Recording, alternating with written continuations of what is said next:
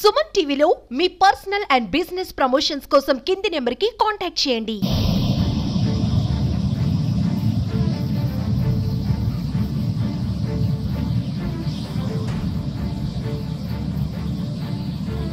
Welcome to Suman TV. నేను మీ శివప్రసాద్. అల్లూరు జిల్లా Chintur agency వరద గుప్పిట్లో చిక్కుకుంది. గత 4 రోజుల వ్యవధిలో 3 సార్లు వరదలు చుట్టుముట్టి జనజీవనాన్ని అస్తవ్యస్తం చేస్తుంది.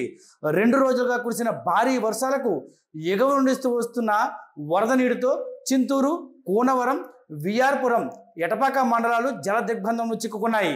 అల్లూరు సీతారామరాజు జిల్లా చింతూరు ఏజెన్సీలో శబరి, గోదావరి నదులు ఉధృతంగా ప్రవహిస్తున్నాయి. చింతూరు వద్ద శబరి నది ఉధృతికి జాతీయ రహదారి 40/326పై వరద నీరు చేరడంతో ఒరిస్సా, ఛత్తీస్గఢ్, తెలంగాణ రాష్ట్రాలకు రాకపోకలు పూర్తిగా స్తంభించాయి. దీంతో కూనవరం శబరి, గోదావరి సంగమం వద్ద 3వ ప్రమాదిక హెచ్చరిక స్థాయి దాటి వరద ప్రవహించడంతో లోతట్టు ప్రాంతాల ప్రజలు సురక్షిత ప్రాంతాలకు తరలి వెళ్తున్నారు. విఆర్పురం మండలంలో గల వడ్డిగూడెం, శ్రీరామగిరి, చుక్కనపల్లి, చింతరేవుపల్లి గ్రామాలకు వరద నీరు చేరడంతో రాకపోకలు పూర్తిగా నిలిచిపోయాయి. కూనవరం నుండి భద్రాచలం వెళ్లే రహదారిపైకి గోదావరి వరద చేరడంతో వాహన రాకపోకలు నిలిపివేశారు అధికారులు. అయితే అంతకంతకు వరద ప్రవాహం పెరగడంతో లోతట్టు ప్రాంతాల ప్రజలు భయభ్రాంతులకు అయితే గురవుతున్నారు.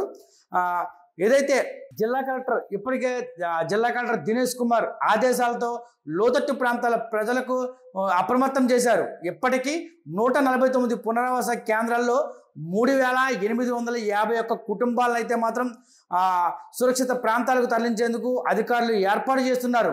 గ్రామాల్లో ఉన్న 131 మంది గర్భిణీలను స్థానిక ఆసుపత్రుల్లో చికిత్స అందిస్తున్నారు.